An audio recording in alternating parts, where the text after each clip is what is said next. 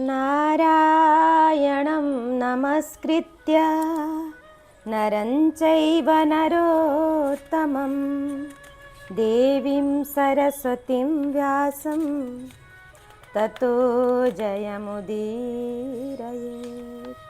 श्रीगणेशाय नमः। श्रीसरस्वत्यै नमः। श्रीवेदव्यासाय नमः। श्रीमन महर्षि वेदव्यास प्रणीत श्री महाभारत चतुर्थ खंड शल्य पर्व में हम कथा श्रवण कर रहे हैं। शल्य पर्व की कथा आज त्रयोत्रिंशोऽध्याय 33वां अध्याय। यहाँ श्री कृष्ण का युधिष्ठिर को फटकारना, भीमसेन की प्रशंसा तथा भीम और दुर्योधन में वाग्युद्ध। संजय कहते हैं, एवं दुर्योधने राजन् गर्जमाने मुहुर्मुहुः युधिष्ठिरस्य संक्रुद्धो वासुदेवो ब्रवीदिदम्। राजन, जब यूं कहकर दुर्योधन बारंबार गर्जना करने लगा, उस समय भगवान श्री कृष्ण अत्यंत कुपित होकर युधिष्ठिर से बोले, युधिष्ठिर, यदि यह दुर्योधन युद्ध में तुमको, अर्जुन को अथवा नकुल या सहदेव को ही युद्ध के लिए वरण कर ले, तब क्या होगा? राजन, आपने क्यों ऐसी दुस्साहसपूर्ण बात कह डाली कि तुम हम में से एक को ही मारकर कौरवों का राजा हो जाओ? मैं नहीं मानता कि आप लोग युद्ध में गदाधारी दुर्योधन का सामना करने में समर्थ हैं। राजन, इसने भीमसेन का वध करने की इच्छा से उनकी लोहे की मूर्ति के साथ 13 वर्षों तक गदा युद्ध का अभ्यास किया है। भरतभूषण, अब हम लोग अपना कार्य कैसे सिद्ध कर सकते हैं? नृपश्रेष्ठ, आपने दयावश यह दुस्साहसपूर्ण कार्य कर डाला। मैं कुंतीपुत्र भीमसेन के सिवा दूसरे किसी को ऐसा नहीं देखता जो गदा युद्ध में दुर्योधन का सामना कर सके, परंतु भीमसेन ने भी अधिक परिश्रम नहीं किया है।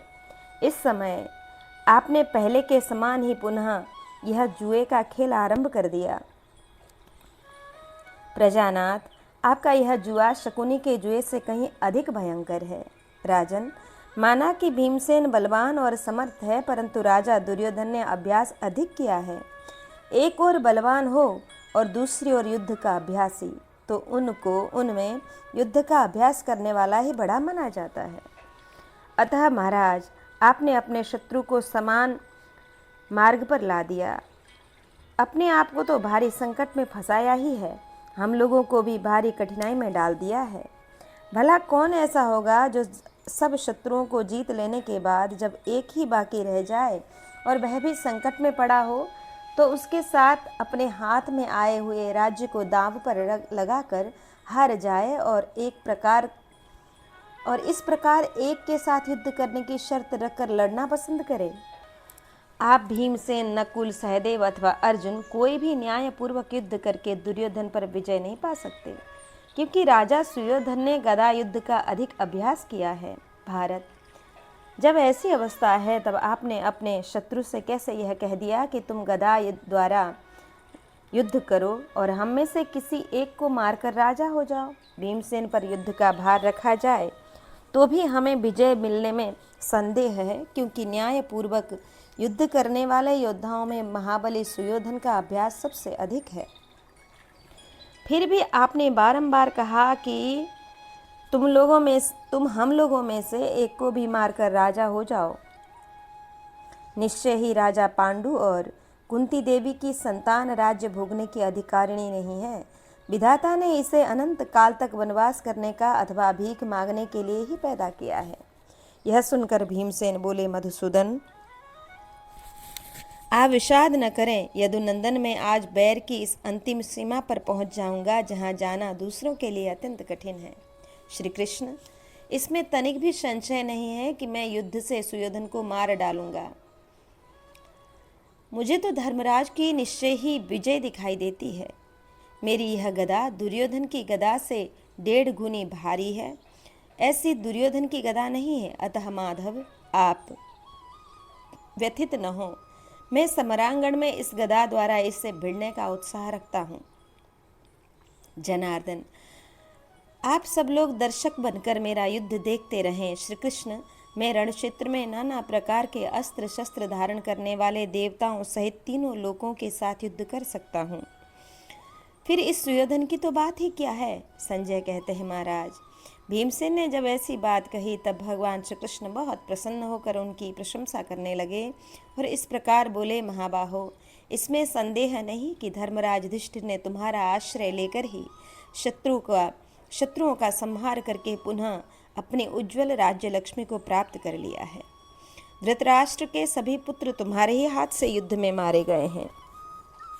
तुमने कितने ही राजाओं, राजकुमारों और गजराजों को मार गिराया है। पांडुनंदन, कलिंग, मगध, प्राच्य, गांधार और कुरुदेश के योद्धा भी इस महायुद्ध में तुम्हारे सामने काल के गाल में चले गए हैं।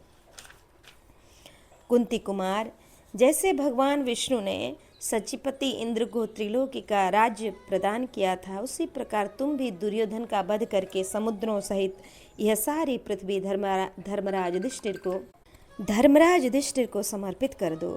अवश्य ही रणभूमि में तुमसे टक्कर लेकर पापी दुर्योधन नष्ट हो जाएगा और तुम उसकी दोनों जांघें तोड़कर अपनी प्रतिज्ञा का पालन करोगे। किंतु पार्थ, तुम्हें सुयोधन के साथ सदा प्रयत्न पूर्वक युद्ध करना चाहिए, क्योंकि वह अभ्यास कुशल, बलवान और युद्ध की कला में निरंतर चतुर है। राजन, तदंतर सात्यकी ने पांडुपुत्र भीमसेन की भूरी भूरी प्रशंसा की। धर्मराज आदि पांडव तथा पांचाल सभी ने भीमसेन के उस वचन का बड़ा आदर किया। तदंतर भयंकर बलशाली भीमसेन ने संजयों के साथ खड़े हुए तपते सूर्य के समान तेजस्वी युधिष्ठिर से कहा, भैया, मैं रणभूमि में इस दुर्योधन के साथ भिड़कर लड़ने का उत्साह रखता हूँ। यह नराधम मुझे युद्ध में परास्त नहीं कर सकता। मेरे हृदय में दीर्घ काल से जो अत्यंत क्रोध संचित है, उसे आज मैं धृतराष्ट्र पुत्र दुर्योधन पर उसी प्रकार छोड़ूंगा जैसे अर्जुन ने खांडव वन में अग्नि को छोड़ा था। पांडुनंदन नरेश, आज मैं गदा द्वारा पापी दुर्योधन का वध करके आपके हृदय का कांटा निकाल दूंगा, अतः आप सुखी होइए। अनग, आज आपके गले में मैं कीर्तिमयी माला पहनाऊंगा तथा आज यह दुर्योधन अपने राज्य लक्ष्मी और प्राणों का परित्याग करेगा। आज मेरे हाथ से पुत्र को मारा गया सुनकर राजा धृतराष्ट्र शकुनी की सलाह से किए हुए अपने अशुभ कर्मों को याद करेंगे। ऐसा कहकर भरतवंशी वीरों में श्रेष्ठ पराक्रमी भीमसेन गदा उठाकर युद्ध के लिए उठ खड़े हुए और जैसे इंद्र ने वृत्रासुर को ललकारा था, उसी प्रकार उन्होंने दुर्योधन को आवाहन किया। महाराज, उस समय आपका अनंत पराक्रमी पुत्र दुर्योधन भीमसेन की उस ललकार को सह न सका। वह तुरंत ही उनका सामना करने के लिए उपस्थित हो गया, मानो एक मतवाला हाथी दूसरे मदोन्मत्त गजराज से भिड़ने को उद्यत हो गया हो। हाथ में गदा लेकर युद्ध के लिए उपस्थित हुए आपके पुत्र को समस्त पांडवों ने श्रृंगधारी कैलाश पर्वत के समान देखा। जैसे कोई मतवाला हाथी अपने यूथ से बिछुड़ गया हो, उसी प्रकार अकेले आए हुए आपके महाबली पुत्र दुर्योधन को पाकर समस्त पांडव हर्ष से खिल उठे। उस समय दुर्योधन के मन में यह घबराहट न थी, न भय, न ग्लानि थी, न व्यथा। वह युद्धस्थल में सिंह के समान निर्भय खड़ा था। राजन, श्रृंगधारी कैलाश पर्वत के समान गदा उठाए दुर्योधन को देखकर भीमसेन ने उससे कहा, दुर्योधन, तूने तथा राजा धृतराष्ट्र ने भी हम लोगों पर जो जो अत्याचार किया था और वारणावत नगर में जो कुछ हुआ था, उन सारे पाप कर्मों को याद कर ले। दुरात्मन, तूने भरी सभा में रजस्वला द्रौपदी को क्लेश पहुंचाया, शकुनी की सलाह लेकर राजा युधिष्ठिर को कपटपूर्वक जुए में हराया तथा निरपराध कुंती पुत्रों पर दूसरे दूसरे जो पाप एवं अत्याचार किए थे, उन सब का महान अशुभ फल आज तू अपनी आँखों देख ले। तेरे ही कारण हम सब लोगों के पिता महायशस्वी गंगा नंदन भरत श्रेष्ठ भीष्म जी आज शरशैया पर पड़े हुए हैं। तेरी ही करतूतों से आचार्य द्रोण, कर्ण, प्रतापी शल्य तथा बैर का आदिस्त्रष्टा वह शकुनी, ये सभी रणभूमि में मारे गए हैं।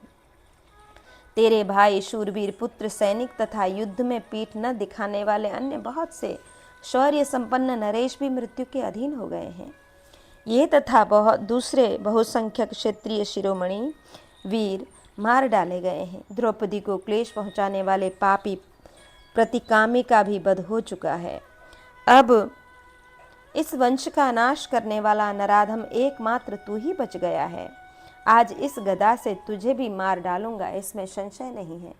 नरेश्वर, आज रणभूमि में मैं तेरा सारा घमंड चूर्ण कर दूंगा। राजन, तेरे मन में राज्य पाने की जो बड़ी भारी लालसा है उसका तथा पांडवों पर तेरे द्वारा किए जाने वाले अत्याचारों का भी अंत कर डालूंगा।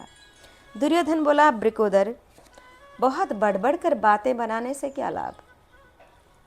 आज मेरे साथ भिड़ तो सही, मैं युद्ध का तेरा सारा हौसला मिटा दूंगा। पापी, क्या तू देखता नहीं कि मैं हिमालय के शिखर की भांति विशाल गदा हाथ में लेकर युद्ध के लिए खड़ा हूँ। ओ पापी, आज कौन ऐसा शत्रु है जो मेरे हाथ से गदा रहते हुए भी मुझे मार सके।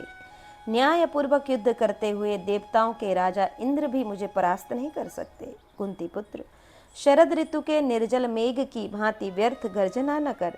आज तेरे पास जितना बल हो वह सब युद्ध में दिखा। दुर्योधन का यह वचन सुनकर विजय की इच्छा रखने वाले पांडव, समस्त पांडवों और संजय ने भी उसकी बड़ी सराहना की। राजन, जैसे मतवाले हाथी को मनुष्य ताली बजाकर कुपित कर देते हैं, उसी प्रकार उन्होंने बारंबार ताल ठोककर राजा दुर्योधन के युद्ध विषयक हर्ष और उत्साह को बढ़ाया। उस समय वहां विजय विलासी पांडवों के हाथी बारंबार चिंगाड़ने और घोड़े हिनहिनाने लगे उठे। साथ ही उनके अस्त्र शस्त्र दीप्ति से प्रकाशित हो उठे। यहाँ बलराम जी का आगमन और स्वागत तथा भीमसेन और दुर्योधन के युद्ध का आरंभ। संजय कहते हैं, तस्मिन् युद्धे महाराजा संशं सुसंवृत्तेदु सुदारुणे उपविष्टेषु सर्वेषु पांडवेषु महात्मसु। महाराज, वह अत्यंत भयंकर युद्ध जब आरंभ होने लगा और समस्त महात्मा पांडव उसे देखने के लिए बैठ गए, उस समय अपने दोनों शिष्यों का संग्राम उपस्थित होने पर उसका समाचार सुन ताल चिन्हित ध्वज वाले हलधारी बलराम जी वहां आ पहुंचे। उन्हें देखकर श्री कृष्ण सहित पांडव बड़े प्रसन्न हुए। उन्होंने निकट जाकर उनका चरण स्पर्श किया और विधिपूर्वक उनकी पूजा की। राजन, पूजन के पश्चात उन्होंने इस प्रकार कहा, बलराम जी, आप दोनों शिष्यों का युद्ध कौशल देखिए। उस समय बलराम जी ने श्री कृष्ण, पांडव तथा हाथ में गदा लेकर खड़े हुए कुरुवंशी दुर्योधन की ओर देखकर कहा, माधव, तीर्थ यात्रा के लिए निकले हुए आज मुझे 42 दिन हो गए हैं। पुष्य नक्षत्र में चला था और श्रवण नक्षत्र में पुनः वापस आया हूँ। मैं अपने दोनों शिष्यों का गदा युद्ध देखना चाहता हूँ। तदंतर गदा हाथ में लेकर दुर्योधन और भीमसेन युद्ध भूमि में उतरे। वे दोनों ही वीर वहां बड़ी शोभा पा रहे थे।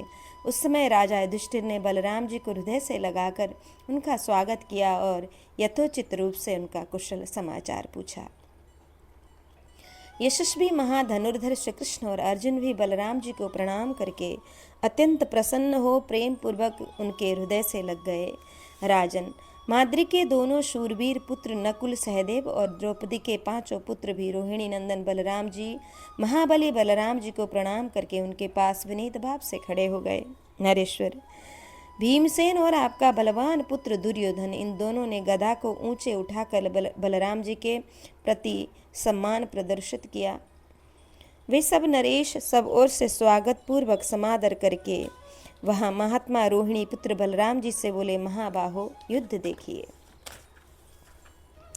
उस समय बलराम जी पांडवों, श्रृंजयों तथा अमित बलशाली संपूर्ण भूपालों को हृदय से लगाकर उनका कुशल मंगल पूछा। उसी प्रकार वे राजा भी उनसे मिलकर उनके आरोग्य का समाचार पूछने लगे।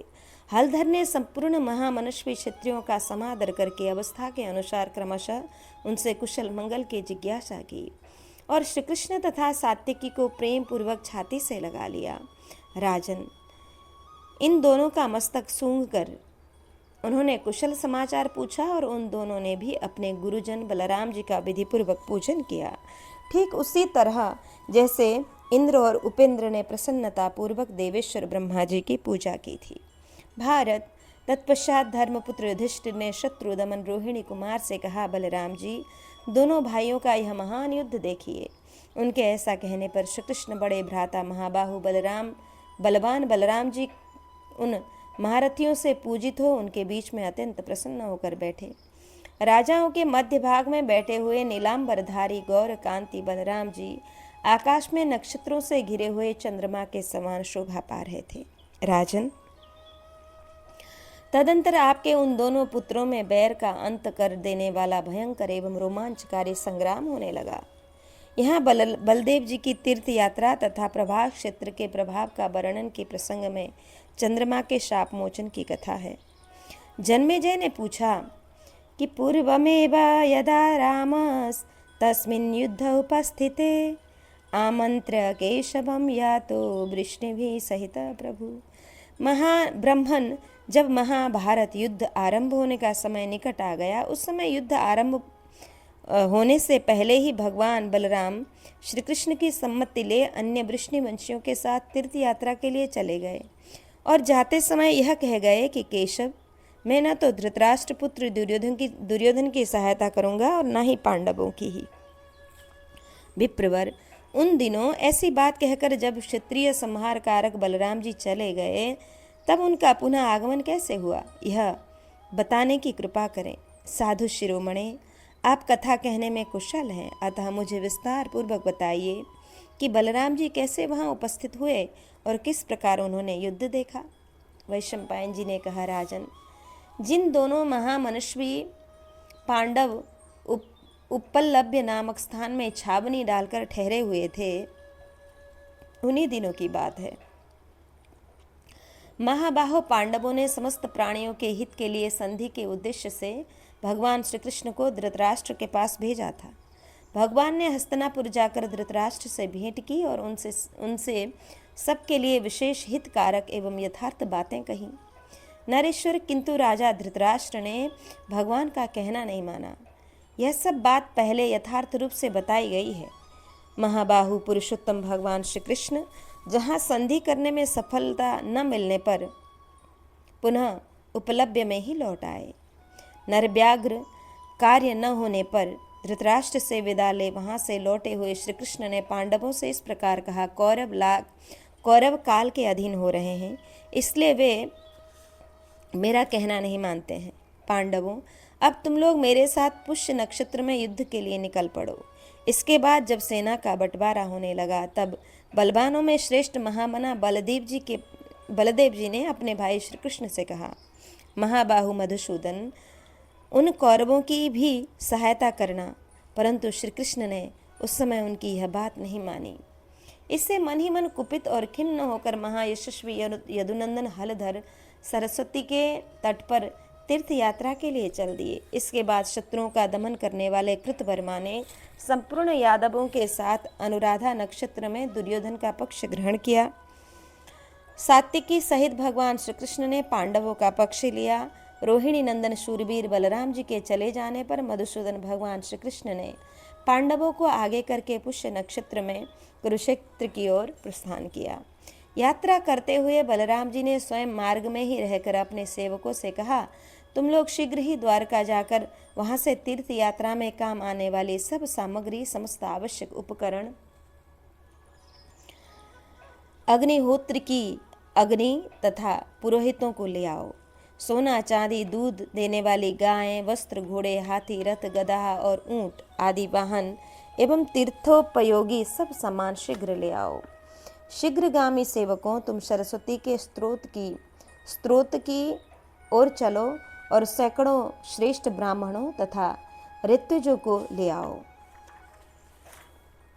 राजन, महाबली बलदेव जी ने सेवकों को ऐसी आज्ञा देकर उस समय कुरुक्षेत्र में ही तीर्थ यात्रा आरंभ कर दी। भरत श्रेष्ठ, वे सरस्वती के स्रोत की ओर चलकर उसके दोनों तटों पर गए। उनके साथ ऋत्विज, सुहृद, अन्यान्य श्रेष्ठ ब्राह्मण, रथ, हाथी, घोड़े और सेवक भी थे।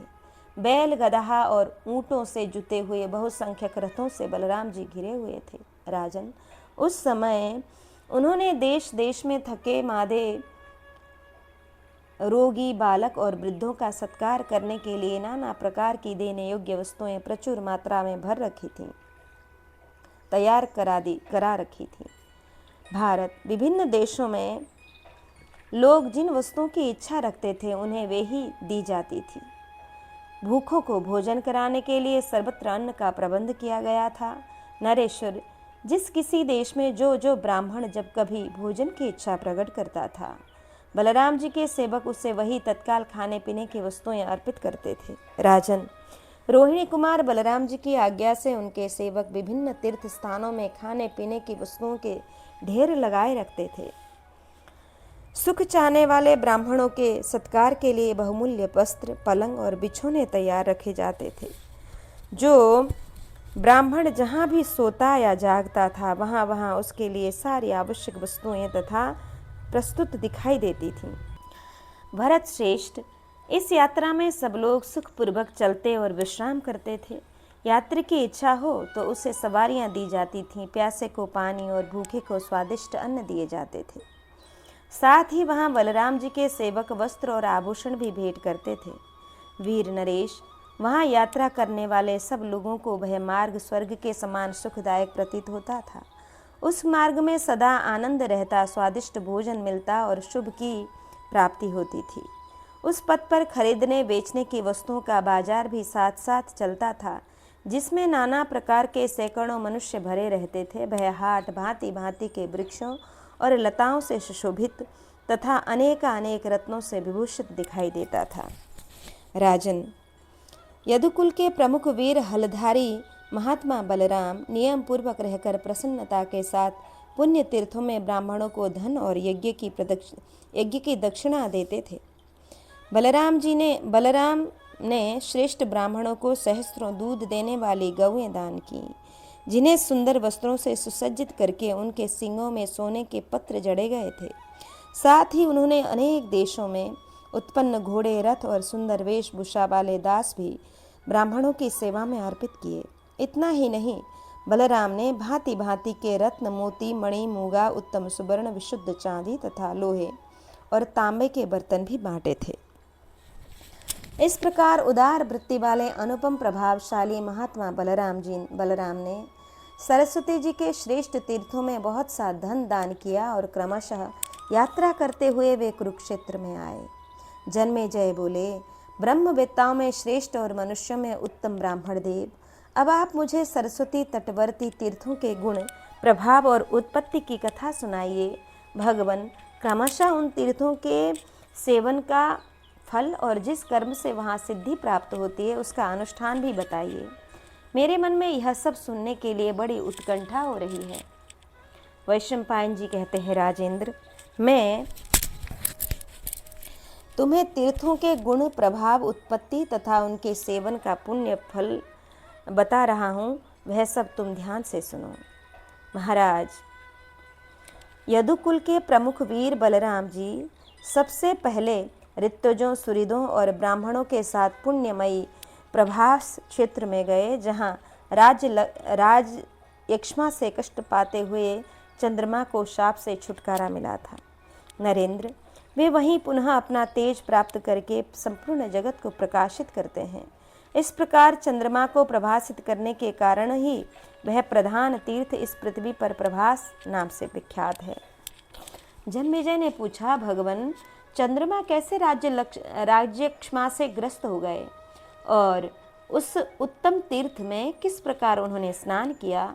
महामुने, उस तीर्थ में गोता लगाकर चंद्रमा पुनः किस प्रकार हृष्ट पुष्ट हुए, यह सब प्रसंग मुझे विस्तार पूर्वक सुनाइए। वैशंपायन जी ने कहा, तात, प्रजानाथ, प्रजापति दक्ष के बहुत सी संतानें उत्पन्न हुई थीं। उनमें से अपनी 27 कन्याओं का विवाह उन्होंने चंद्रमा के साथ कर दिया। राजेंद्र, शुभ कर्म करने वाले सोम की वे पत्नियां समय की गणना के लिए नक्षत्रों से संबंध रखने के कारण उसी नाम से विख्यात हुईं। वे सब की सब विशाल नेत्रों से सुशोभित होती थीं। इस भूतल पर उनके रूप की समानता करने वाली कोई स्त्री नहीं थी। उनमें भी रोहिणी अपने रूप वैभव की दृष्टि से सबकी अपेक्षा बड़ी चढ़ी थी। इसलिए भगवान चंद्रमा उससे अधिक प्रेम करने लगे। वही उसकी हृदय वल्लभा हुई, अतः वे सदा उसी का उपभोग करते थे। राजेंद्र, पूर्व काल में चंद्रमा सदा रोहिणी के ही समीप रहते थे। अतः नक्षत्र नाम से प्रसिद्ध हुई महात्मा सोम की वे सारी पत्नियां उन पर कुपित हो उठीं और आलस्य छोड़कर अपने पिता के पास जाकर बोली, प्रभु, चंद्रमा हमारे पास नहीं आते, वे सदा रोहिणी का ही सेवन करते हैं। अतः प्रजेश्वर, हम सब बहनें एक साथ नियमित आहार करके तपस्या में संलग्न हो आपके ही पास रहेंगी।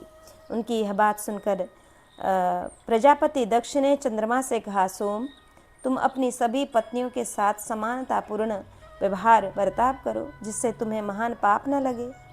फिर यक्ष दक्ष ने उन सभी कन्याओं से कहा, अब तुम लोग चंद्रमा के पास ही जाओ। वे मेरी आज्ञा से तुम सब लोगों के प्रति समान भाव रखेंगे। पृथ्वीनाथ, पिता के विदा करने पर वे पुनः चंद्रमा के घर में लौट गईं। तथापि भगवान सोम फिर रोहिणी के पास ही अधिकाधिक प्रेम पूर्वक रहने लगे। तब वे सब कन्याएं पुनः एक साथ अपने पिता के पास जाकर बोलीं, हम सब लोग आपकी सेवा में तत्पर रहकर आपके ही समीप रहेंगी। चंद्रमा हमारे साथ नहीं रहते, उन्होंने आपकी बात नहीं मानी है। उनकी बात सुनकर दक्ष ने पुनः सोम से कहा, प्रकाशमान चंद्रदेव, तुम अपनी सभी पत्नियों के साथ समान वर्ताव करो, नहीं तो तुम्हें मैं शाप दे दूंगा। दक्ष के इतना कहने पर भी भगवान चंद्रमा उनकी बात की अवहेलना करके केवल रोहिणी के ही साथ रहने लगे। यह देख दूसरी स्त्रियां पुनः क्रोध से जल उठीं और पिता के पास जा उनके चरणों में मस्तक नवाकर प्रणाम करने के अनंतर बोली, भगवान, सोम हमारे पास नहीं रहते, अतः आप हमें शरण दें।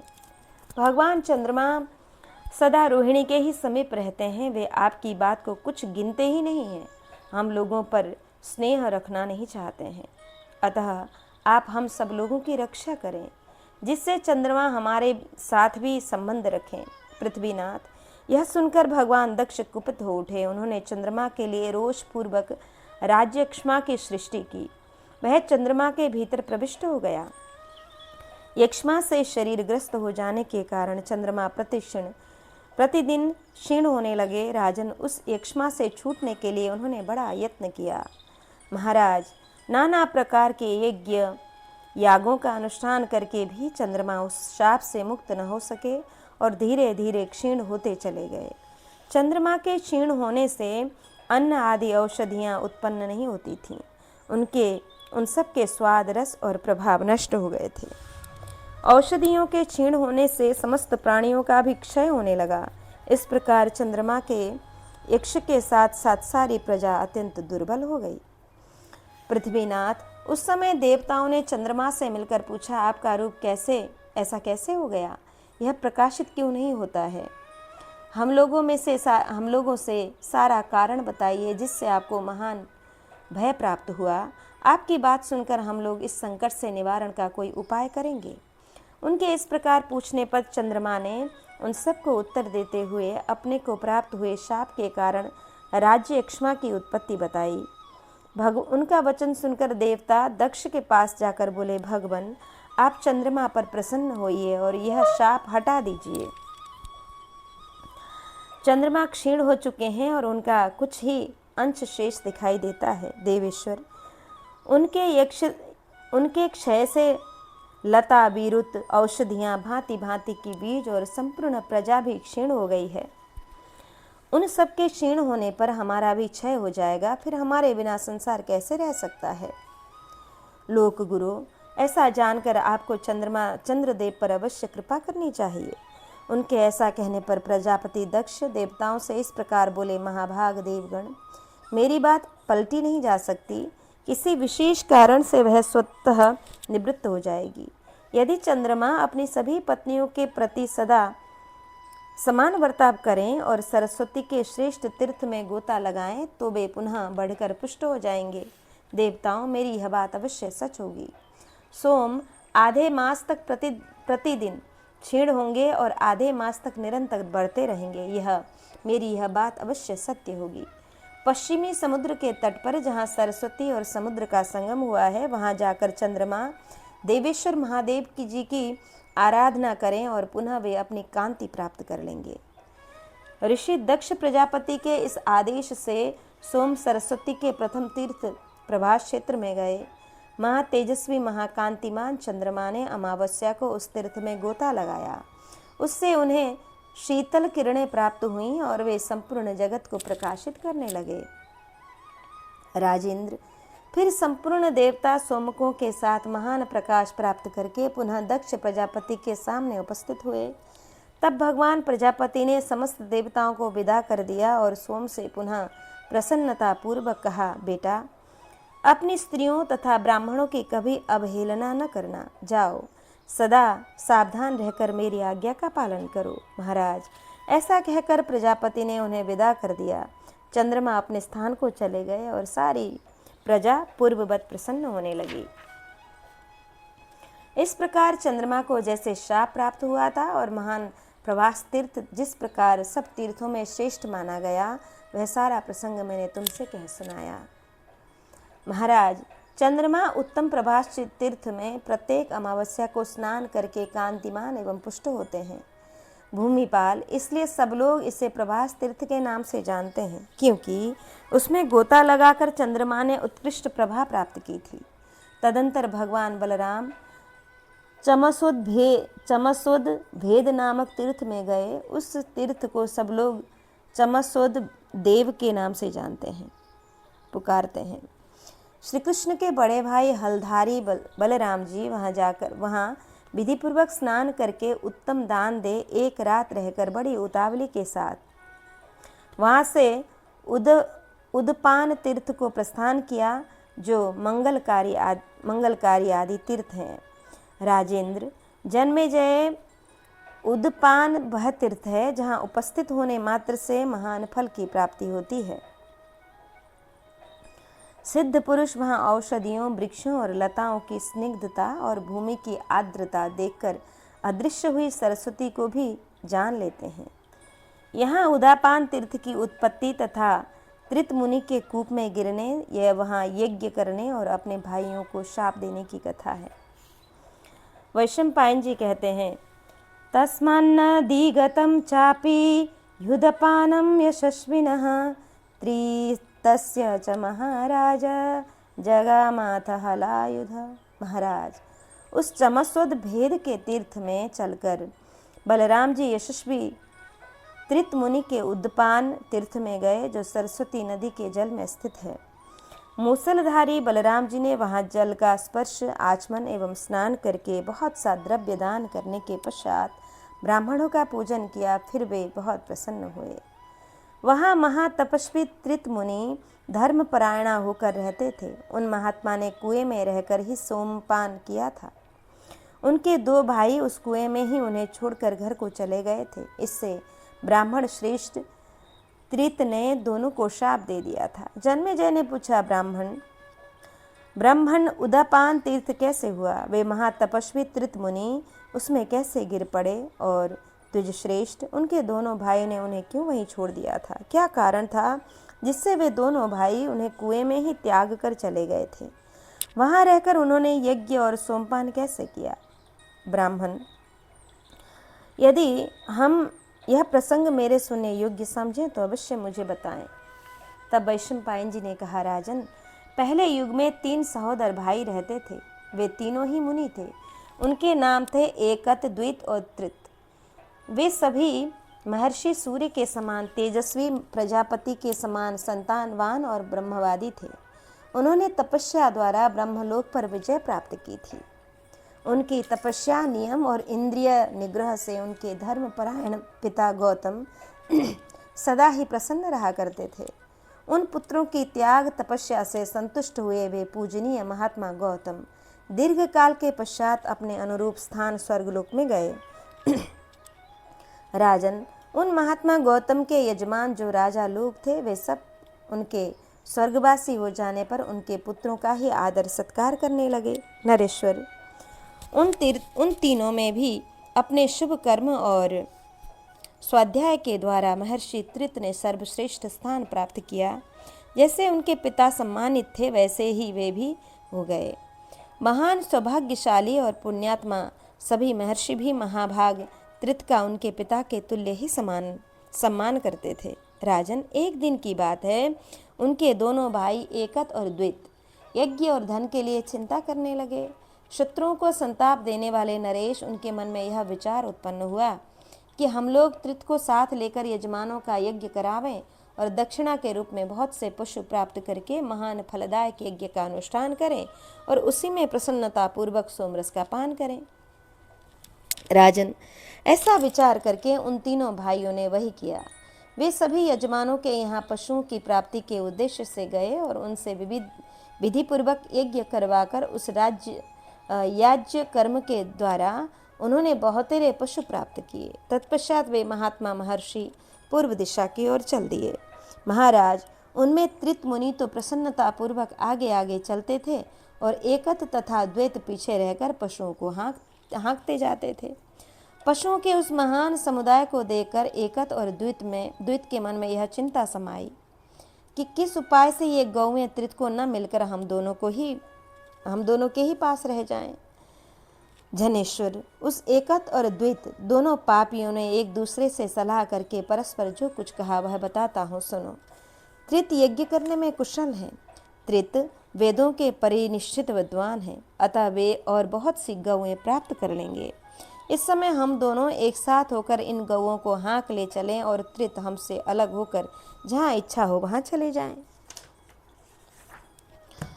रात्रि का समय था। वे दोनों भाई रास्ता पकड़े चले आ रहे थे। उनके मार्ग में एक भेड़िया खड़ा था। वहाँ पास ही सरस्वती के तट पर एक बहुत बड़ा कुआं था। त्रित अपने आगे रास्ते में खड़े हुए भेड़ियों को देखकर उसके भय से भागने लगे। भागते भागते वे समस्त प्राणियों के लिए भयंकर उस महाघोर अगाध कूप में गिर पड़े। महाराज, कुएं में पहुंचने पर मुनिश्रेष्ठ त्रित ने बड़े जोर से आर्तनाद किया, जिसे उन दोनों मुनियों ने सुना। अपने भाई को कुएं में गिरा हुआ जानकर भी दोनों भाई एकत और द्वित भेड़िए के भय और लोभ से उन्हें वहीं छोड़कर चल दिए। राजन, पशुओं के लोभ में आकर उन दोनों भाइयों ने उस समय उन महातपस्वी त्रित को धूलि से भरे हुए उस निर्जल कूप में ही छोड़ दिया। भरत श्रेष्ठ, जैसे पापी मनुष्य अपने आप को नरक में डूबा हुआ देखता है, उसी प्रकार तृण विरुद्ध और लताओं से व्याप्त हुए उस कूप में अपने आप को गिरा देख मृत्यु से डरे और सोमपान से वंचित हुए विद्वान त्रित अपनी बुद्धि से सोचने लगे कि मैं इस कुएं में रहकर कैसे सोमरस का पान कर सकता हूँ। इस प्रकार विचार करते करते महातपस्वी त्रित ने उस कुएं में एक लता देखी जो दैव योग से वहां फैली हुई थी। मुनि ने उस बालू भरे कूप में जल की भावना करके उसी में संकल्प द्वारा अग्नि की स्थापना की और होता आदि के स्थान पर अपने आप को ही प्रतिष्ठित किया। तत्पश्चात उन महातपस्वी त्रित ने उस फैली हुई लता में सोम की भावना करके मन ही मन ऋग, यजु और साम का चिंतन किया। नरेश्वर, उसके बाद कंकड़ या बालू कणों में सिल और लोहे की भावना करके उस पर पीस कर लता से सोमरस निकाला। फिर जल में घी का संकल्प करके उन्होंने देवताओं के भाग नियत किए और सोमरस तैयार करके उसकी आहुति देते हुए वेद मंत्रों की गंभीर ध्वनि की। राजन, ब्रह्मवादियों ने जैसा बताया है उसके अनुसार ही उस यज्ञ का संपादन करके की हुई त्रित की वह वेद ध्वनि स्वर्ग लोक तक गूंज उठी। महात्मा त्रित का वह महान यज्ञ जब चालू हुआ उस समय सारा स्वर्गलोक उद्विग्न हो उठा, परंतु किसी को इसका कोई कारण नहीं जान पड़ा। तब देव पुरोहित बृहस्पति जी ने वेद मंत्रों के उस तुमुल नाद को सुनकर देवताओं से कहा, देवगण, त्रित मुनि का यज्ञ हो रहा है, वहाँ हम लोगों को चलना चाहिए। वे महान तपस्वी हैं, यदि हम नहीं चलेंगे तो वे कुपित होकर दूसरे देवताओं की सृष्टि कर लेंगे। बृहस्पति जी का यह वचन सुनकर सब देवता एक साथ हो उस स्थान पर गए जहाँ त्रित मुनि का यज्ञ हो रहा था। वहाँ पहुंचकर देवताओं ने उस कूप को देखा जिसमें त्रित मौजूद थे। साथ ही उन्होंने यज्ञ में दीक्षित हुए महात्मा त्रित मुनि का भी दर्शन किया। वे बड़े तेजस्वी दिखाई दे रहे थे। उन महाभाग मुनि का दर्शन करके देवताओं ने उनसे कहा, हम लोग यज्ञ में अपना भाग लेने के लिए आए हैं। उस समय महर्षि ने उनसे कहा, देवताओं, देखो मैं किस दशा में पड़ा हूँ। इस भयानक कूप में गिरकर अपनी सुध बुध खो बैठा हूँ। महाराज, तदंतर त्रित ने देवताओं को विधिपूर्वक मंत्रोच्चारण करते हुए उनके भाग समर्पित किए। इससे वे उस समय बड़े प्रसन्न हुए। विधिपूर्वक प्राप्त हुए उन भागों को ग्रहण करके प्रसन्न चित्त हुए देवताओं ने उन्हें मनोवांछित वर प्रदान किया। मुनि ने देवताओं से वर मांगते हुए कहा, मुझे इस कूप से आप लोग बचावें तथा जो मनुष्य इससे आचमन करे उससे यज्ञ में सोमपान करने वालों की गति प्राप्त हो। राजन, मुनि के इतना कहते ही कुएं में तरंग मालाओं से सुशोभित सरस्वती जी लहरा उठी। उसने अपने जल के वेग से मुनि को ऊपर उठा दिया और वे बाहर निकल आए। फिर उन्होंने देवताओं का पूजन किया। नरेश्वर, मुनि के मांगे हुए वर के विषय में तथास्तु कहकर सब देवता जैसे आए थे वैसे ही चले गए। फिर त्रित भी प्रसन्नता पूर्वक अपने घर को लौट गए। उन महातपस्वी को कुपित हो अपने उन दोनों ऋषि भाइयों के पास पहुंचकर कठोर वाणी में शाप देते हुए कहा, तुम दोनों पशुओं के लोभ में फंसकर मुझे छोड़कर भाग आए, इसलिए इसी पाप कर्म के कारण मेरे शाप से तुम दोनों भाई महाभयंकर भेड़िए का शरीर धारण करके दाढ़ों से युक्त हो इधर उधर भटकते फिरोगे। तुम दोनों की संतानें रूप में गोलांगुल, रीछ और बानर आदि पशुओं की उत्पत्ति होगी। प्रजानाथ, उनके इतना कहते ही वे दोनों भाई उस सत्यवादी के वचन से उसी क्षण भेड़िए के शक्ल में दिखाई देने लगे। अमित पराक्रमी बलराम जी ने उस तीर्थ में भी जल का स्पर्श किया और ब्राह्मणों की पूजा करके उन्हें नाना प्रकार के धन प्रदान किए। उदार चित्त वाले बलराम जी सरस्वती नदी के अंतर्गत उदापान तीर्थ का दर्शन करके उसकी बारंबार स्तुति प्रशंसा करते हुए वहाँ से विनशन तीर्थ में चले गए।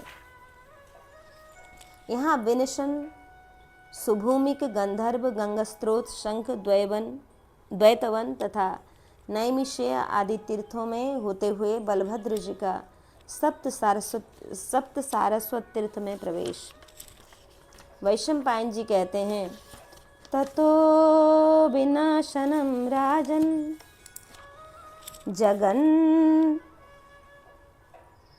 जगामाथ हलायुध शूद्राभिरानन प्रतिद्वेषान यत्र नष्ट सरस्वती। राजन, उदपान तीर्थ से चलकर हरधारी बलराम जी विनशन तीर्थ में आए, जहाँ दुष्कर्म परायणा शूद्रों और आभीरों के प्रति द्वेष होने से सरस्वती नदी विनष्ट अदृश्य हो गई हैं। इसलिए ऋषिगण उसे सदा विनशन तीर्थ कहते हैं। महाबली बलराम वहाँ भी सरस्वती में आचमन कर और स्नान करके उसके सुंदर तट पर स्थित हुए सुभूमिक तीर्थ में गए। उस तीर्थ में गौरवर्ण तथा निर्मल मुख वाली सुंदरी अप्सराएं आलस्य त्याग कर सदा नाना प्रकार की विमल क्रीड़ाओं द्वारा मनोरंजन करते हैं। जनेश्वर, उस ब्राह्मण सेवित पुण्य तीर्थ में गंधर्वों सहित देवता भी प्रतिमास आया करते हैं। राजन, गंधर्व गण और अप्सराएं एक साथ मिलकर वहां आती और सुखपूर्वक विचरण करती दिखाई देती हैं। वहां देवता और पितर लता बेलों के साथ आमोदित होते हैं। उनके ऊपर सदा पवित्र एवं दिव्य पुष्पों की माला वर्षा बारंबार होती रहती है। राजन, सरस्वती के सुंदर तट पर वह उन अप्सराओं की मंगलमयी क्रीड़ा भूमि है, इसलिए वह स्थान सुभूमिक नाम से विख्यात है। बलराम जी ने वहां स्नान करके ब्राह्मणों को धन दान किया और दिव्य गीत एवं दिव्य वाद्यों की धुनी सुनकर देवताओं, गंधर्वों तथा राक्षसों की बहुत सी मूर्तियों का दर्शन किया। तत्पश्चात रोहिणी नंदन बलराम गंधर्व तीर्थ में गए। वहां तपस्या में लगे हुए विश्वावसु आदि गंधर्व अत्यंत मनोरम नृत्य, वाद्य और गीत का आयोजन करते रहते हैं। हलधर ने वहां भी ब्राह्मणों को भेड़, बकरी, गाय, गधा, ऊंट और सोना चांदी आदि नाना प्रकार के धन देकर उन्हें इच्छानुसार भोजन कराया तथा प्रचुर धन से संतुष्ट करके ब्राह्मणों के साथ ही वहां से प्रस्थान किया। उस समय ब्राह्मण लोग बलराम जी की बड़ी स्तुति करते थे। उस गंधर्व तीर्थ से चलकर एक कान में कुंडल धारण करने वाले शत्रुदमन महाबाहु बलराम गर्गस्त्रोत नामक महातीर्थ में आए। जन्मेजय, वहां तपस्या से पवित्र अंतःकरण वाले महात्मा वृद्ध गर्ग ने सरस्वती के उस शुभ तीर्थ में काल का ज्ञान, काल की गति, ग्रहों और नक्षत्रों के उलट फेर, दारुण उत्पात तथा शुभ लक्षण, इन सभी बातों की जानकारी प्राप्त कर ली थी। उन्हीं के नाम से वह तीर्थ गंगा स्त्रोत कहलाता है। सामर्थ्यशाली नरेश, वहाँ उत्तम व्रत का पालन करने वाले ऋषियों ने काल ज्ञान के लिए सदा महाभाग गर्ग मुनि की उपासना सेवा की थी। महाराज, वहाँ जाकर श्वेत चंदन चर्चित नीलांबरधारी महायशस्वी बलराम जी विशुद्ध अंतःकरण वाले महर्षियों को विधिपूर्वक धन देकर ब्राह्मणों को नाना प्रकार के भक्ष्य भोज्य पदार्थ समर्पित करके वहाँ से शंख तीर्थ में गए। वहाँ ताल चिन्हित ध्वज वाले बलवान बलराम ने महाशंख नामक एक वृक्ष देखा जो महान मेरु पर्वत के समान ऊंचा था और श्वेताचल के समान उज्ज्वल था। उसके नीचे ऋषियों के समूह निवास करते थे। वह वृक्ष सरस्वती के तट पर ही उत्पन्न हुआ था। उस वृक्ष के आसपास यक्ष विद्याधर अमित तेजस्वी राक्षस अनंत बलशाली पिशाच तथा सिद्धगण सहस्त्रों की संख्या में निवास करते थे। वे सब के सब अन्न छोड़कर व्रत और नियमों का पालन करते हुए समय समय पर उस वृक्ष का ही फल खाया करते थे। पुरुष श्रेष्ठ वे उन स्वीकृत नियमों के अनुसार पृथक पृथक विचरते हुए मनुष्यों से अदृश्य रहकर घूमते थे। नर व्याघ्र इस प्रकार वह वनस्पति इस विश्व में विख्यात था।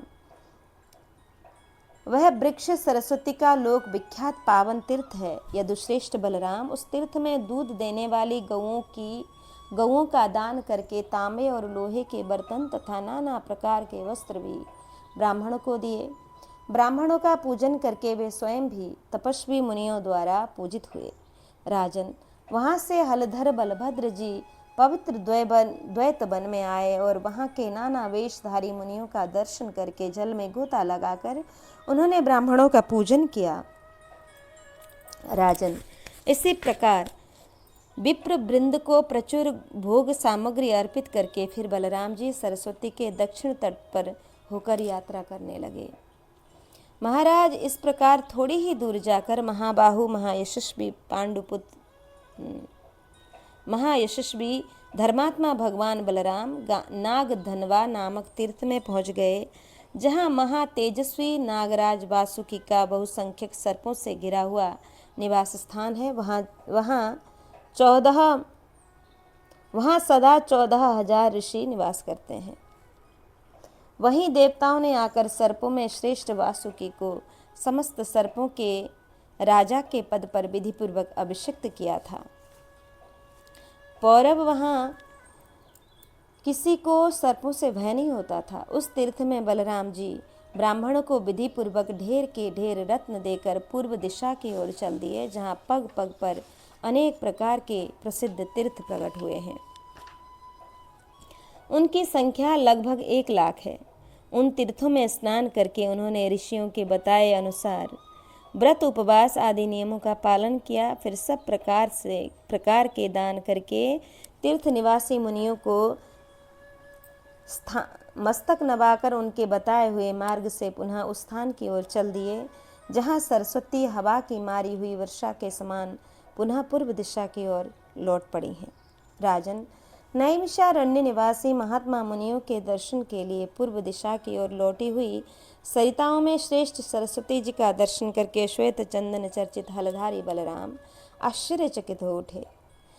जन्मेजय ने पूछा, यजुर्वेद के ज्ञाताओं में श्रेष्ठ विप्रवर, मैं आपके श्रीमुख से यह सुनना चाहता हूँ कि सरस्वती नदी किस कारण से पीछे लौटकर पूर्वाभिमुख बहने लगी।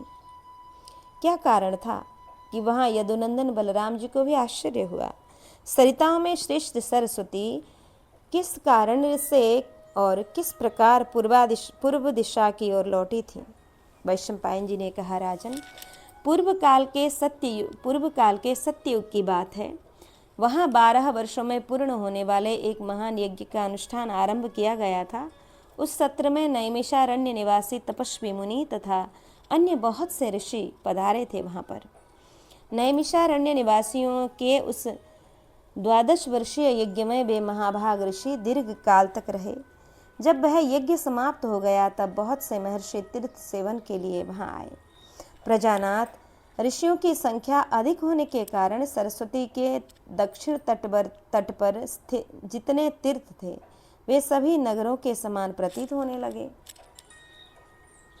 पुरुष सिंह तीर्थ सेवन के लोभ से वे ब्रह्मर्षिगण समंत पंचक तीर्थ तक सरस्वती नदी के तट पर ही ठहर गए।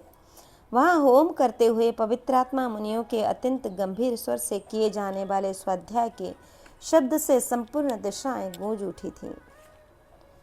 चारों ओर प्रकाशित हुए उन महात्माओं द्वारा किए जाने वाले यज्ञ से सरिताओं में श्रेष्ठ सरस्वती की बड़ी शोभा हो रही थी।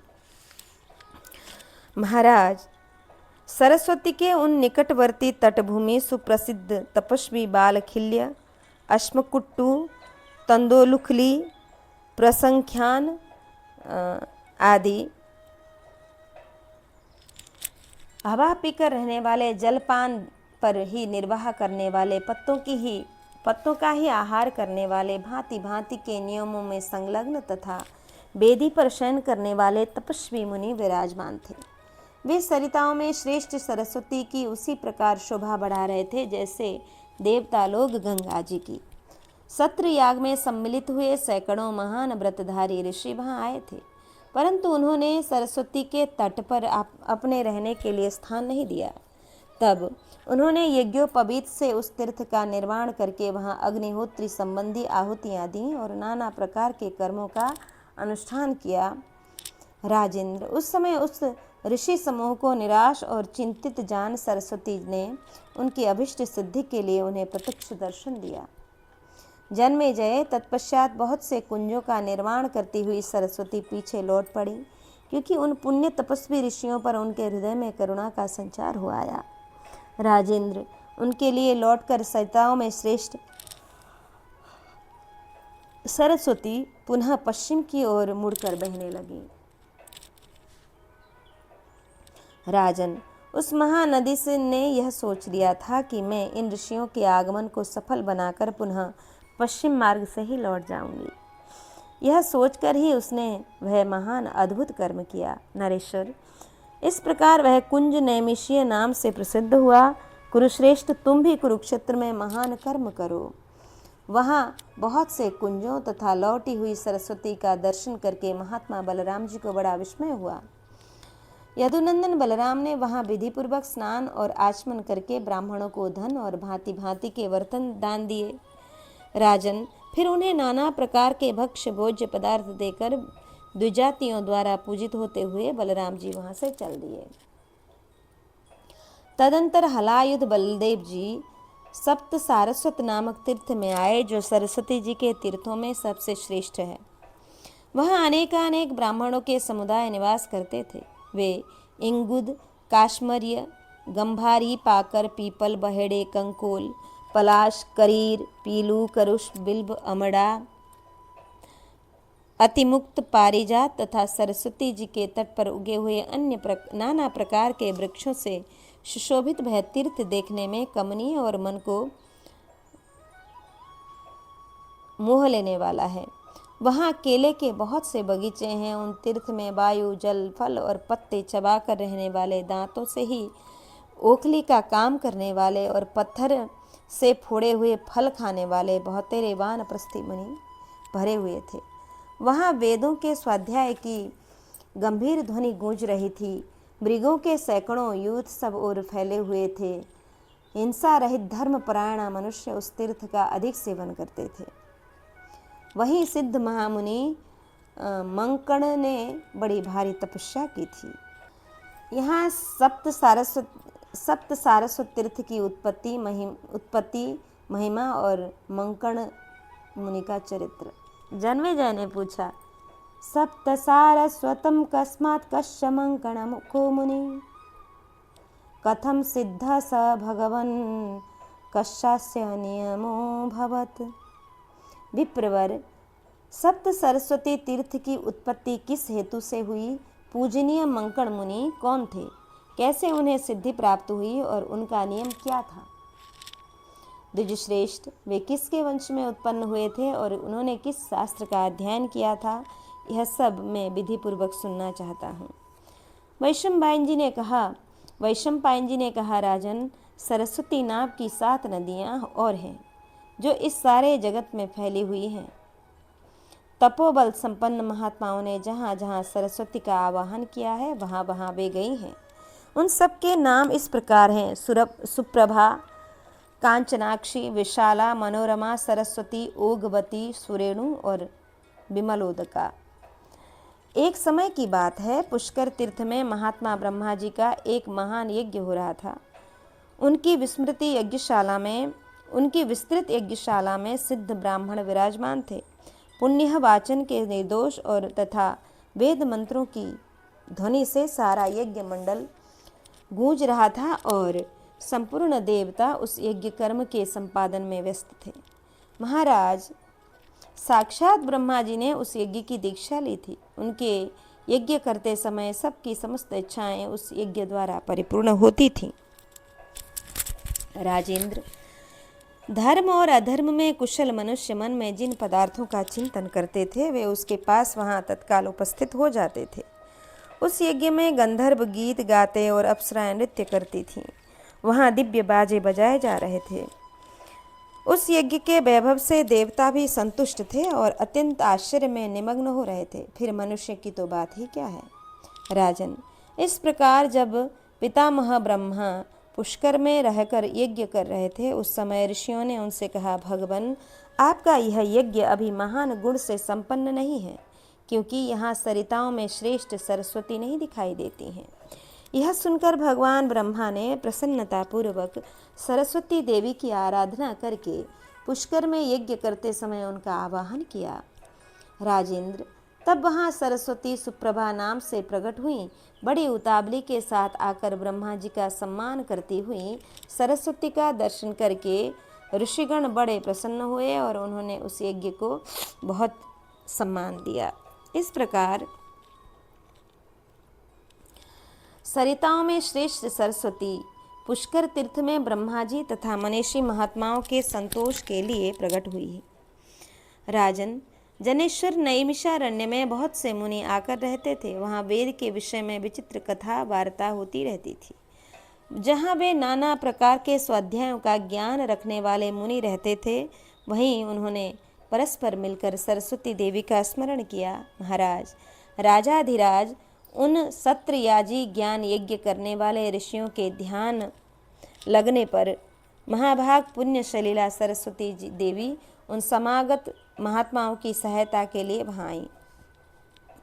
भारत, नैमिषारण्य तीर्थ में उन सत्रयाजी मुनियों के समक्ष आई हुई सरस्वतियों में श्रेष्ठ सरस्वती, सरिताओं में श्रेष्ठ सरस्वती कांचनाक्षी नाम से सम्मानित हुई। राजा गए देश में ही एक महान यज्ञ का अनुष्ठान कर रहे थे। उनके यज्ञ में भी सरिताओं में श्रेष्ठ सरस्वती जी का आवाहन किया गया। कठोर व्रत का पालन करने वाले महर्षि गए यज्ञ में आई हुई सरस्वती को विशाला कहते हैं। भरत नंदन, यज्ञपरायण उद्दालक ऋषि के यज्ञ में भी सरस्वती जी का आवाहन किया गया। वे शीघ्रगामिनी सरस्वती हिमालय से निकलकर उस यज्ञ में आई थी। राजन, उन दिनों समृद्धिशाली एक पुण्यमय उत्तर कोश का प्रांत में सब ओर से मुनि मंडली एकत्र हुई थी। उसमें यज्ञ करते हुए महात्मा उद्दालक ने पूर्व काल में सरस्वती देवी का ध्यान किया। तब मुनि का कार्य सिद्ध करने के लिए सरिताओं में श्रेष्ठ सरस्वती जी उस देश में आईं। वहाँ बलकल और मृगचर्मधारी मुनियों से पूजित होने वाली सरस्वती जी का नाम हुआ मनोरमा, क्योंकि उन्होंने मन के द्वारा उनका चिंतन किया था। राजर्षियों से सेवित पुण्यमय ऋषभद्वीप तथा कुरुक्षेत्र में जब महात्मा राजा कुरुयज्ञ कर रहे थे उस समय सरिताओं में श्रेष्ठ महाभाग सरस्वती वहाँ आई थी। उनका नाम हुआ सुरेणु। गंगा द्वार में यज्ञ करते समय दक्ष प्रजापति ने जब सरस्वती जी का स्मरण किया था उस समय भी शीघ्रगामिनी सरस्वती वहाँ बहती हुई सुरेणु नाम से ही विख्यात हुई। राजेंद्र, इस प्रकार महात्मा वशिष्ठ ने भी कुरुक्षेत्र में दिव्य सलीला सरस्वती जी का आवाहन किया था, जो ओगवती के नाम से प्रसिद्ध हुई। ब्रह्मा जी ने एक बार फिर पुण्यमय हिमालय पर्वत पर यज्ञ किया था। उस समय उनके आवाहन करने पर भगवती सरस्वती ने विमलोदका नाम से प्रसिद्ध होकर वहाँ पदार्पण किया था। फिर ये सातों सरस्वतियाँ एकत्र होकर उस तीर्थ में आई थीं, इसलिए इस भूतल पर सप्त सारस्वत तीर्थ के नाम से उसकी प्रसिद्धि हुई। इस प्रकार 7 सरस्वती नदियों का नामोल्लेख पूर्वक वर्णन किया गया है। इन्हीं से सप्त सारस्वत नामक परम पुण्यमय तीर्थ का प्रादुर्भाव बताया गया है। राजन, कुमारावस्था से ही ब्रह्मचर्य व्रत का पालन तथा प्रतिदिन सरस्वती नदी में स्नान करने वाले मंकड़ मुनि का महान लीलामय चरित्र सुनो। भरत नंदन महाराज, एक समय की बात है, कोई सुंदर नेत्रों वाली अनिंद्य सुंदरी रमणी सरस्वती जी के जल में नहा रही थी। दैव योग से मंकड़ मुनि की दृष्टि उन पर पड़ गई और उनका वीर्य स्खलित होकर जल में गिर पड़ा। महातपस्वी मुनि ने उस वीर्य को एक कलश में ले लिया। कलश में स्थित होने पर वह वीर्य 7 भागों में विभक्त हो गया। उस कलश में 7 ऋषि उत्पन्न हुए जो मूलभूत मरुदगण थे। उनके नाम इस प्रकार हैं: वायुवेग, वायुबल, वायुहा, वायुमंडल, वायुज्वल, वायुरेता और शक्तिशाली वायुचक्र। ये 49 मरुदगणों के जन्मदाता मरुत उत्पन्न हुए थे। इन्हीं ऋषियों की तपस्या से कल्पांतर में दीति के गर्भ से 49 मरुदगणों का आविर्भाव हुआ। यही दीति के उदर में एक गर्भ के रूप में प्रकट हुए। फिर इंद्र के वज्र से कटकर 49 अमर शरीरों के रूप में उत्पन्न हुए, ऐसा समझना चाहिए। राजन, महर्षि मंकड़ का यह तीनों लोकों में विख्यात अद्भुत चरित्र जैसा सुना गया है, इसे तुम भी श्रवण करो। वह अत्यंत आश्चर्यजनक है। नरेश्वर, हमारे सुनने में आया है कि पहले कभी सिद्ध मंकड़ मुनि का हाथ किसी कुश के अग्रभाग से छिद गया था। उससे रक्त के स्थान पर शाक का रस चूने लगा था। वह शाक का रस देखकर मुनि हर्ष के आवेश से मतवाले हो नृत्य करने लगे। वीर, उनके नृत्य में प्रवृत्त होते ही स्थावर और जंगम दोनों प्रकार के प्राणी उनके तेज से मोहित होकर नाचने लगे। राजन, नरेश्वर, तब ब्रह्मा आदि देवताओं तथा तपोधन महर्षियों ने ऋषि के विषय में महादेव जी से निवेदन किया, देव, आप ऐसा कोई उपाय करें जिससे ये मुनि नृत्य न करें। मुनि के हर्ष के आवेश से अत्यंत मतवाला हुआ देख महादेव जी ने ब्राह्मण रूप धारण करके देवताओं के हित के लिए उनसे इस प्रकार कहा, धर्मज्ञ ब्राह्मण, आप किस लिए नृत्य कर रहे हैं? मुने, आपके लिए अधिक हर्ष का कौन सा कारण उपस्थित हो गया है? द्विजश्रेष्ठ, आप तो तपस्वी हैं, सदा धर्म के मार्ग पर स्थित रहते हैं, फिर आप क्यों हर्ष से उन्मत्त हो रहे हैं? ऋषि ने कहा, ब्राह्मण, क्या आप नहीं देखते कि मेरे हाथ से शाक का रस चू रहा है? प्रभु, उसी को देखकर मैं महान हर्ष से नाचने लगा हूँ। यह सुनकर महादेव जी ठठाकर हंस पड़े और उन आसक्ति से मोहित हुए मुनि से बोले, विप्रवर, मुझे तो यह देखकर विस्मय नहीं हो रहा है कि मेरी ओर देखो। राजेंद्र, मुनि श्रेष्ठ मंकड़ ने ऐसा कहकर बुद्धिमान महादेव जी ने अपनी अंगुली के अग्रभाग से अंगूठे में घाव कर दिया। उस घाव से बर्फ के समान सफेद भस्म झड़ने लगा। राजन, यह देखकर मुनि लजा गए और महादेव जी के चरणों में गिर पड़े। उन्होंने महादेव जी को पहचान लिया और विस्मित होकर कहा, भगवान, मैं रुद्रदेव के सिवा दूसरे किसी देवता को परम महान नहीं मानता। आप ही देवताओं तथा असुरों सहित संपूर्ण जगत के आश्रयभूत त्रिशूलधारी महादेव हैं। मनुष्य पुरुष कहते हैं कि आपने ही इस संपूर्ण विश्व की सृष्टि की है। प्रलय के समय यह सारा जगत आप में ही विलीन हो जाता है। संपूर्ण देवता भी आपको यथार्थ रूप से नहीं जान सकते। फिर मैं कैसे जान सकूंगा? संसार में जो जो पदार्थ स्थित हैं वे सब आप में देखे जाते हैं। अनग, ब्रह्मा आदि देवता आप वरदायक प्रभु की ही उपासना करते हैं। आप सर्वस्वरूप हैं। देवताओं के कर्ता और कार्यता ही आप ही हैं। आपके प्रसाद से ही संपूर्ण देवता यहाँ निर्भय होकर आनंद का अनुभव करते हैं। शंकर, आप सबके प्रभु हैं। अपने उत्कृष्ट ऐश्वर्य से आपकी अधिक शोभा हो रही है।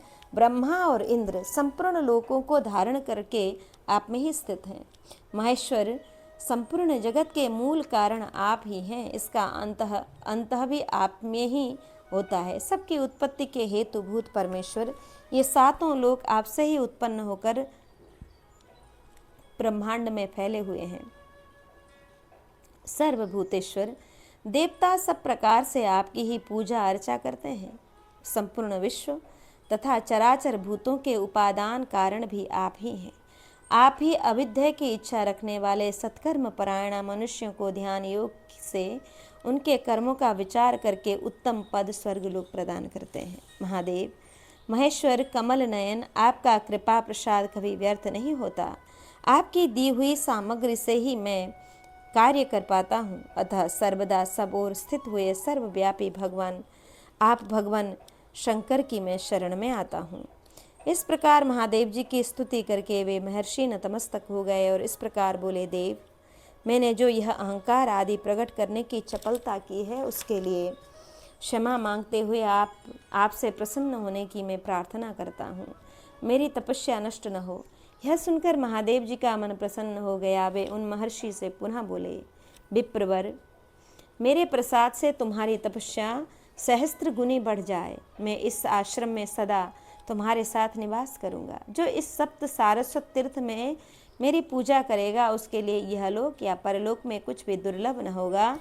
वे सरस्वत लोक में जाएंगे, इसमें संशय नहीं है।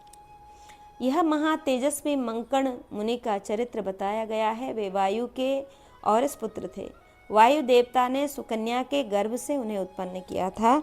इस प्रकार श्री महाभारत शल्य पर्व के अंतर्गत गदा पर्व में बलदेव जी की तीर्थ यात्रा के प्रसंग में सारस्वतोपाख्यान विषय की 48वां अध्याय पूर्ण हुआ। आज के पारायण को श्री ठाकुर जी के चरण कमल में अर्पित करके हम यहाँ विश्राम लें।